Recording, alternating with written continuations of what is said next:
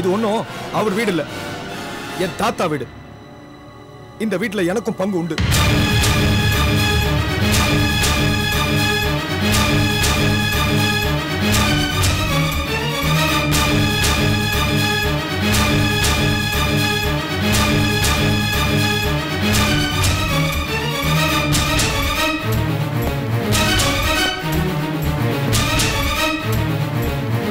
என்னடா சொன்ன? உனக்கும் பங்கு இருக்கா? என்ன வார்த்தை சொன்ன? முதல்ல அப்பா கிட்ட மன்னிப்பு கேளு. டேய் கார்த்திக், நீ படிச்சவன் தானே? தெரிஞ்சு பேசுறியா தெரியாம பேசுறியா? தெரிஞ்சுதான் பேசுறேன். தம்பி, தெரியாம வாய் தவறி வந்துருச்சுன்னு சொல்லிடு. அண்ணே, என்ன நீ அர்த்தம் இல்லாம உளறிட்டு இருக்க? தயவு செய்து எல்லாரும் நிறுத்துக்க. இவன் தான் சொல்லக்கூடாத ஒரு வார்த்தையை சொன்னா அதை பத்தி நீங்களா மாறி மாறி பேசி மேலே மனசு புண்படுத்தாதீங்க. ராஜேஸ்வரி, நல்ல மாட்டுக்கு ஒரு சூடு. எப்ப இந்த வீடு தனக்கும் சொந்தம்னு சொல்லிட்டானோ இனிமே இதை எடுக்க சொல்ல. எனக்கு அப்படி சொல்லாதீங்க. நான் சொல்லல, உன் பையன் சொல்றான்.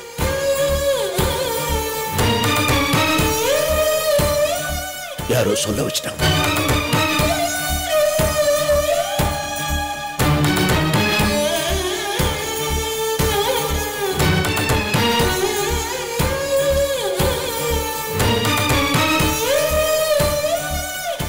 யாரும் எதுவும் சொல்ல வைக்கல. போதும், நீ சொன்னதெல்லாம் போதும். வாமா. என்னங்க சின்ன பையன் பேச்செல்லாம் பெருசா எடுத்துக்கிட்டு? ராஜேஸ்வரி, முள்ளு சின்னதா இருந்தாலும் குத்தினா வலிக்கும், ரத்தம் வரும். போலவா. அப்பா ப்ளீஸ் பா. அப்பா, அவன் பண்ண தப்புக்காக நான் மன்னிப்பு கேட்கிறப்பா. நீங்க ஏன்பா போகணும்? இது உங்க வீடுப்பா. உங்க நிழல்ல தான் நாங்க எல்லாருமே இருக்கோம்ப்பா. ப்ளீஸ் பா, போகாதீங்கப்பா. டேய் கார்த்திக், பாத்துக்கிட்டே இருக்க, பேசுறா. நான் திரும்ப திரும்ப சொல்றேன், நான் அவரை போக சொல்லல. நாங்க இந்த வீட்டுல இருப்போம் தான் சொன்னேன். அப்பா ப்ளீஸ், சின்ன பேச்ச பெருசா எடுத்துக்க வேணாம். இது உங்க வீடுப்பா, உங்க உழைப்பு. யார் பேச்ச கேட்டும் நீங்க இந்த வீட்டை விட்டு போக வேண்டாம். நான் சொல்றேன், நானும் இந்த வீட்டுக்கு சொந்தக்காரிதான். பெரிய மனசு பண்ணி அண்ணன் பேச்சை இக்னோர் பண்ணுங்கப்பா. அப்பா ப்ளீஸ், உங்களை கெஞ்சி கேக்குறேன், போகாதீங்கப்பா. ப்ளீஸ் பா. என்னங்க, பிள்ளைங்க பேச்ச கேளுங்க. உங்க கோபத்தை காட்டினா நம்ம பிள்ளைங்க எதிர்காலத்துக்கே நல்லது இல்லைங்க. உங்க கோபம் சாபத்தை விட சூடானது. பிள்ளைங்க தாங்க மாட்டாங்க. உங்களை கெஞ்சி கேட்டுக்கிறேன், நல்ல இடத்துல நம்ம பொண்ணுங்களுக்கு கல்யாணம் முடியட்டும். அதுக்கப்புறம் நீங்க எங்க சொல்றீங்களோ அங்க நானும் கூட வரேங்க. அது வரைக்கும் உங்க பொண்ணுங்களுக்காக உங்க கோபத்தை பெருசு பண்ணாம உங்க முடிவை மாத்திக்கோங்க. ஆமாப்பா, அம்மா சொல்றதுதான் சரி. அதுல 1000 அர்த்தம் இருக்குப்பா.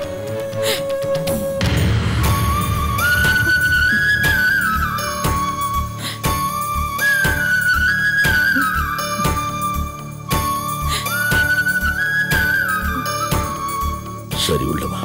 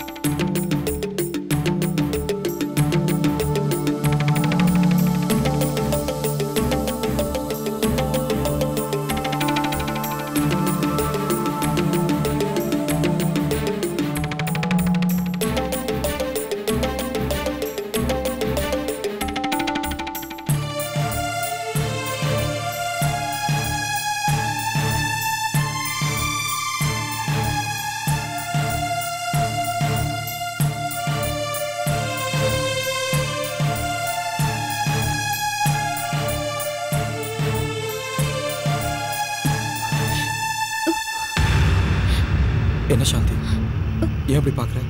எப்படிங்க? எப்படி இந்த மாற்றம்? என்ன மாற்றம்? இதுக்கு முன்னால இருந்த கார்த்திக் வேற, இப்ப உங்க அப்பா கிட்ட பேசிட்டு இருந்த கார்த்திக் வேற. இந்த அளவுக்கு எப்படி இந்த மாற்றம்? சொத்து, உரிமை, இப்படி எல்லாம் நீங்க பேசுவீங்கன்னு நான் கொஞ்சம் கூட எதிர்பார்க்கலங்க. சாரி சாந்தி, இப்ப கூட நானா பேசல. அவங்க தான் பேச வச்சாங்கன்னு சொன்னீங்கன்னா அதை நான் ஒத்துக்க மாட்டேன். நான் என்னமோ இந்த சொத்துக்காக ஆசைப்பட்ட மாதிரி இல்ல நீ சொல்ற. பின்ன அவங்களோட கௌரவம், அந்தஸ்து, இன்னும் இருக்கிற மான மரியாதையும் போயிடக்கூடாதுங்கிறதுக்காக தான் அவங்க உங்ககிட்ட சண்டை போட்டாங்க. ஆனா நீங்க சொத்து, உரிமை, பங்கு, பாகுன்னு பேச ஆரம்பிச்சிட்டீங்க. இப்படி ஒரு வார்த்தை உங்க வாயில இருந்து வரும்னு நான் சத்தியமா எதிர்பார்க்கலங்க. புரியாம பேசுற சாந்தி. இந்த சொத்து, உரிமை, பங்கு, பாகம்னு நான் பேசினது காரணம் இதை நான் கட்டி ஆளணுன்றதுக்காக இல்ல. அப்படியாவது இந்த வீட்டை விட்டு நம்ம போகாம இருக்கணும்ன்றதுக்காக தான். இந்த குடும்பம், என் அப்பா, என் அம்மா, இவங்க எல்லாரையும் விட்டு போக கூடாதுன்றதுக்காக தான். உன்னை நான் கல்யாணம் பண்ணி கூட்டிட்டு வரும்போதே உன்கிட்ட நான் என்ன சொன்னேன்? என்ன சூழ்நிலை வந்தாலும், என்ன கஷ்டம் வந்தாலும், இந்த சொத்து எல்லாமே நமக்கு பறிப்போனா கூட இந்த பந்தம், பாசம் இருக்க குடும்பத்தை என்னைக்குமே நாம விட்டு பிரியக்கூடாதுன்னு சொல்லி தானே உன்கிட்ட நான் இங்க கூட்டிட்டு வந்தேன். அப்படி இருக்கும்போது இப்ப மட்டும் எப்படி திடீர்னு இந்த சொத்து சுகத்து மேல ஆசை வந்துடும் நீ சொல்ற? 1000 தான் இருந்தாலும் அவங்க மனசு என்ன பாடுபட்டிருக்கும். நீங்க பேச பேச எனக்கு ஈட்டி பாஞ்ச மாதிரி இருந்துச்சு.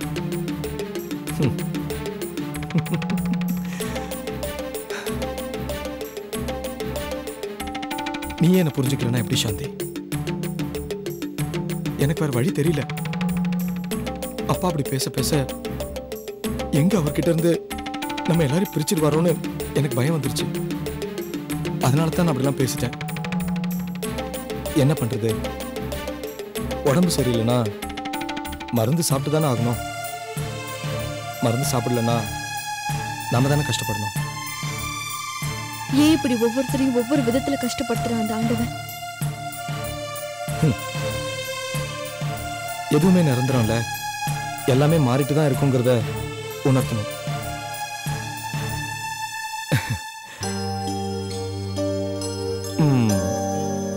இல்ல,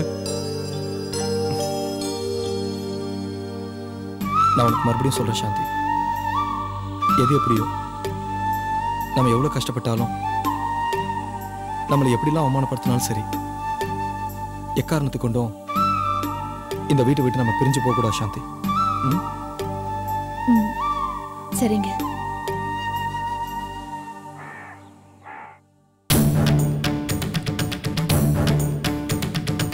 கார்த்திக், கார்த்திக், ஏ கார்த்திக்.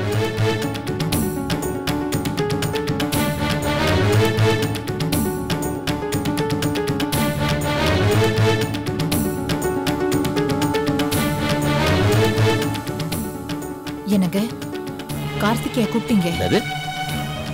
நான் ஏன் உனக்கு கூப்பிட்டேன்? நான் மதன் இல்ல கூப்பிட்டேன். ஏ மதன், மதன், இதோ வரேன்ப்பா. சீக்கிரம் வா.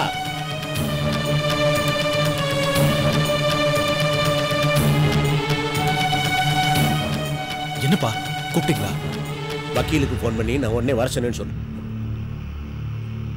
எதுக்குப்பா? காரணம் சொன்னாதான் கூப்பிடுவியா? இல்லப்பா, என்ன பர்பஸ்னு சொன்னீங்கன்னா அதுக்கு ஏத்த மாதிரி அவர் ப்ரிப்பேர்டா வந்துருவாரு. இந்த சொத்தெல்லாம் பங்கு போடணும், அதுக்கு தயாரா வர சொல்லு.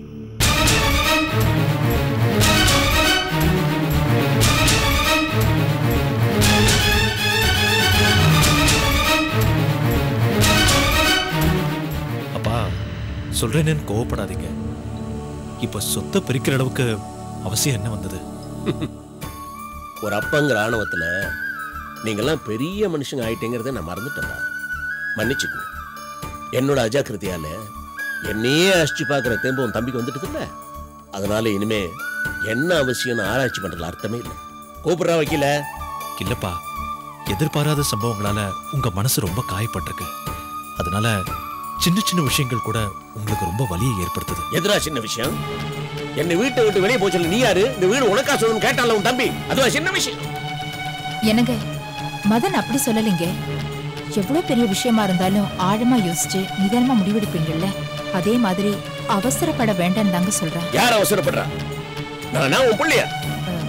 கார்த்திக் சொத்தை பிரிச்சு கேட்கலையே. ஓஹோ, அப்படி ஒரு நேரடியா கேட்கணும்னு வேற உனக்கு ஆசை இருக்குதா? ஐயோ, என்னங்க இப்படி எல்லாம் பேசுறீங்க? பின் என்ன, இது உன் சொத்து இல்ல. என்ன வெளியே தள்ள உனக்கு எந்த ரைட்டும் இல்லைங்கிறான். இதுக்கு என்ன அர்த்தம்? மரியாதை நீ வெளியே போடான்னு தானே அர்த்தம். இதுக்கு மேல வேற என்ன? கார்த்திக் அந்த அர்த்தத்துல சொல்லலைங்க. எங்க இந்த குடும்பத்துல இருந்து அவனை பிரிச்சிடுவாங்களோன்ற பயத்துல தாங்க அப்படி சொன்னா. இத பாரு, புருஷனோட மானத்தை விட உனக்கு புள்ள பாசனா பெருசுன்னு தோணுச்சு, என்ன விட்டுரு. ஐயோ, ஆனா என்ன ஆழம் பாக்குற வேலை மட்டும் வேணாம். ஓகே மாமா, மாமா ப்ளீஸ், மாமா ப்ளீஸ், ப்ளீஸ் மாமா கொஞ்சம் கேளுங்க. உங்களை மீறி நடக்கிற அதிகாரமும் எங்களுக்கு கிடையாது, தைரியமும் இல்ல. குருவி கூட்ட கலைச்ச மாதிரி நீங்களே இப்படி செய்யலாமா? சொத்தை பிரிச்சுட்டு தனியா போகணுங்கிற ஆசையில கார்த்திக் அப்படி சொல்லலைங்க. உங்க கோபத்தால உங்களை விட்டு பிரிஞ்சிட கூடாதுங்கிற பயத்தினாலதான் அவன் அப்படி பேசியிருக்கான். இது அவனே சொன்ன உண்மைங்க. இந்த பாரு, நீங்க எத்தனை பேர் சேர்ந்து எத்தனை சமாதானம் சொன்னாலும் சரி, என் நெஞ்சில பாஞ்சு ஈட்டி உங்களால எடுத்தறிய முடியாது. தயவு செய்து என்னை என் போக்குல விடுங்க. என் காயத்தை நானே ஆத்திக்கிறேன்.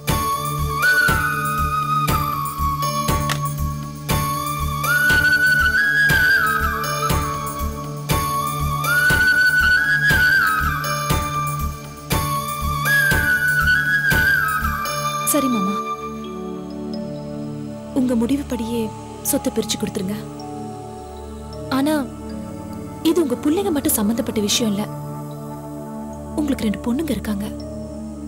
அவங்களுக்கு நல்லபடியா கல்யாணத்தை பண்ணி கொடுத்து நல்லபடியா செட்டில் பண்ற வரைக்கும் நம்ம கொஞ்சம் பொறுமையா தான் இருக்கணும். அதுக்குள்ள சொத்து பிரிவுன்னு சொன்னா அநியாயமா அவங்க வாழ்க்கை தான் பாதிக்கும். பாதிச்சிருச்சே, இன்னும் பாதிக்கிறதுக்கு என்ன இருக்கு? நடந்ததே நினைச்சிட்டு ஏன் கவலைப்பட்டு இருக்கீங்க மாமா? இவங்களுக்கு நல்ல இடம் வரும்.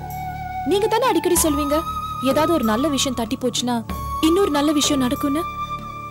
நிச்சயமா இவங்களுக்கு நல்ல மாப்பிள்ளைங்க கிடைப்பாங்க. அதுக்குள்ள அவசரப்பட்ட ஆத்திரத்துல எந்த முடிவும் எடுத்துறாதீங்க மாமா, ப்ளீஸ்.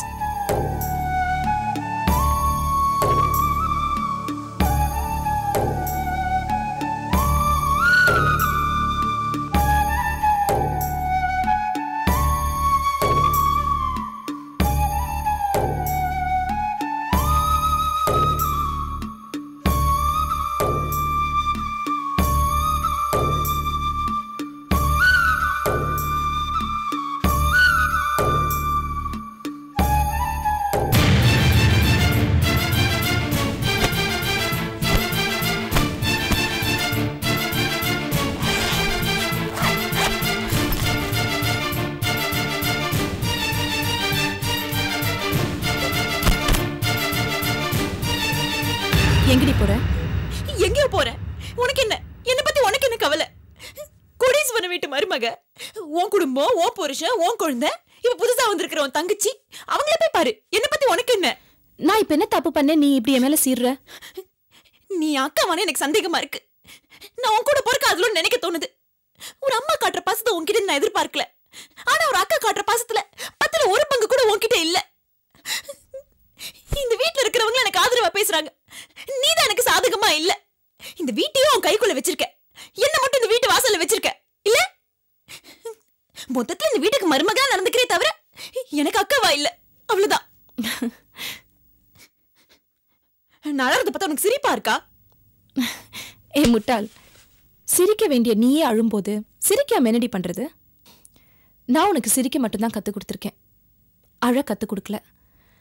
ஏன்னா நீ அழ பிறந்தவ இல்ல, இந்த வீட்டை ஆள பிறந்தவ. நான் உனக்கு அக்காவா இல்லையான்னு சந்தேகமா இருக்குன்னு சொன்னல, எனக்கும் அதே சந்தேகம்தான்.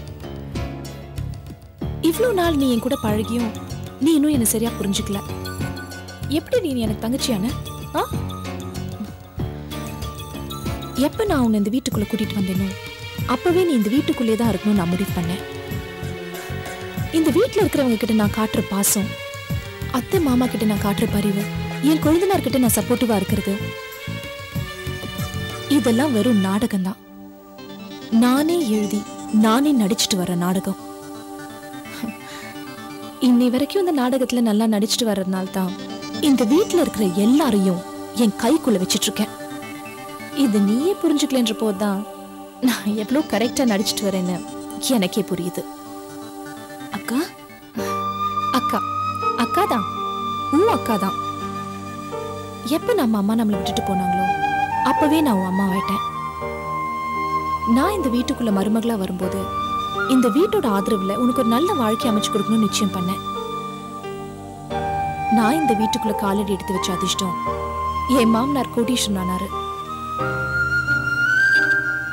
அந்த வகையில உன்னை இந்த வீட்டுக்கு 2வது மருமகளா கொண்டு வந்து இந்த சொத்து பூரா நீயும் நானும் மட்டும்தான் பங்கு போட்டுக்கணும்னு முடிவு பண்ணேன்.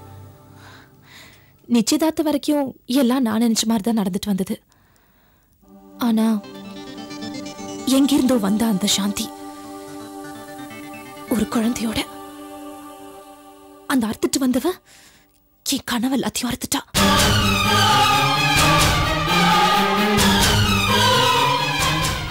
மற்றவங்களா இருந்தா மனசு தளர்ந்துருவாங்க. ஆனா நான் அப்படிப்பட்ட கேரக்டர் இல்ல. காத்துக்கே அசைற சருகு இல்ல, புயலுக்கே அசையாத ஆலமரம். இப்ப இந்த காத்து வந்ததுனால ஒண்ணும் கெட்டு போல. நம்ம நிதானமா இருக்கணும், நிதானமா நடிக்கணும். என்ன பண்ணாத என்ன மாமாக்கு தான் கல்யாணம் ஆயிடுச்சு. அதனால என்னடி, கல்யாணம் ஆகி குழந்தை இருக்கிறவளுக்கு இன்னொரு கல்யாணம் ஆகல, உனக்கு ஆகாதா? இதெல்லாம் நடக்குமா? நடக்க கூடியதை நடத்தி வைக்கிறதுக்கு நான் தேவையில்லை, நடக்க முடியாததை நடத்தி வைக்கிறதுக்கு தான் இந்த அபிராமி தேவை. படிப்படியா நம்ம வேலையை தொடங்குவோம். முதல்ல இந்த வீட்டுல பிறந்த சுவாதியும் அனிதாவையும் யார் தலையிலாவது கட்டி வச்சு பேக் பண்ணி அனுப்பிச்சிடணும். அப்புறம் அந்த சாந்தி மேல வெறுப்பு வர மாதிரி செய்யணும். எந்த புருஷன் தியாகம் பண்ணி அவ கழுத்துல தாலியை கட்டி இந்த வீட்டுக்குள்ள கூட்டிட்டு வந்தானோ அவன் கையாலேயே அவ கழுத்துல இருக்கிற தாலியை இறக்கி உன் கழுத்துல அதே கையால தாலியை கட்ட வைக்கிறேன். அப்படி செய்யல நான் உன் அக்காவே இல்லை.